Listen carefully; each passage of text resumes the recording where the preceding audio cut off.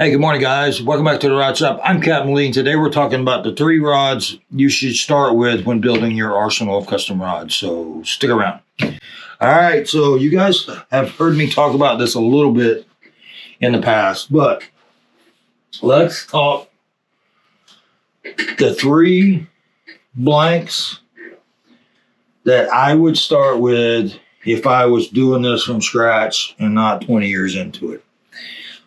Rod number 1 is a 7-foot medium heavy fast.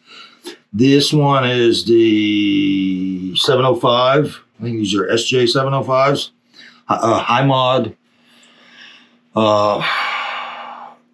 Super lightweight. It's the ones from NFC.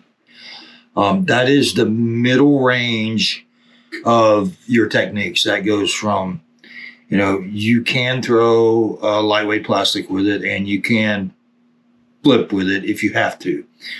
But what it does really well is cover your chatterbaits and your medium to heavy topwaters, your medium to heavy jerkbaits. You can pitch, you can flip, you can do just about anything with this rod, but what it does the best is handle that middle range. Rod number 2, what you guys have seen me build a bunch of these. This is the SJ 703. It's a medium light, extra fast. You can do it with a medium, but I like the medium light because you get a little bit better hook penetration with the extra fast action. And I'm using light wire hooks, so it just helps. Or, this rod, I throw weightless soft plastics. I will throw small jerk baits, like the 100 to 200 size. I will throw smaller topwaters. I will throw the small chatterbaits. I will throw just about anything on this blank. The only thing I don't do with this rod is get into heavy vegetation. The last one, number 3, this is the MB765 moderate fast, medium heavy. Yes, that puts 2 medium heavies. But what this blank is rated at is anywhere from 5/8 to 2 ounces. So what I do with this is your big heavy baits. You can throw big hard baits with it.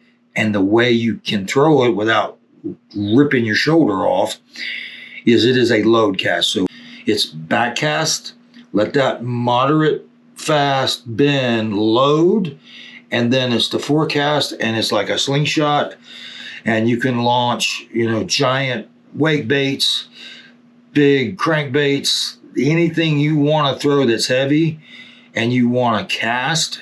It's great for that. Also, for in close pitching and flipping, I prefer a moderate fast action, because when you're fishing with 65-pound braid and you're fishing right here with only 10 feet of line out of the boat or less, and you do this with a heavy or an extra heavy, you risk the chance of tearing a hole in that fish's mouth with the hook on the hook set, and then you lose fish in the vegetation, or you lose them right at the side of the boat. It's because you've ripped a hole.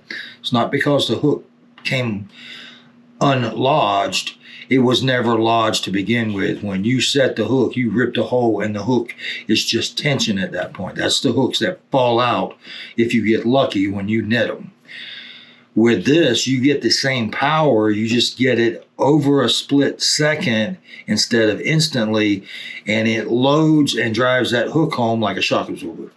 Anyway, medium heavy, moderate fast, and it's a 7'6". MB765, that is your heavy bait rod. The MB705, that is your mid-range.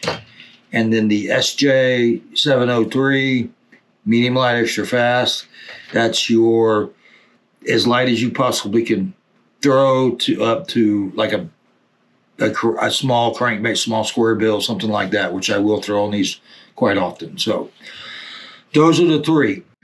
Now, why should you have these 3? One, if you're just building for yourself, this covers every aspect, nearly every aspect of bass fishing that I'm aware of. And it does it with only 3 rods. If you're on a budget, you can only afford 3 custom rods. These are your 3 custom rods. If you're looking at building this as a business, You need these 3 rods ready to loan out to a potential local customer. Now, why do I say that?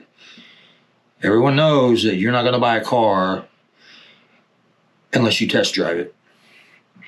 When we're talking custom rods and they're $300 and up, people who don't understand what a custom rod is trying to compare this to a $100 rod from Bass Pro, and they don't see the value in a custom rod. The only way they can see the value of it is you loan it to them.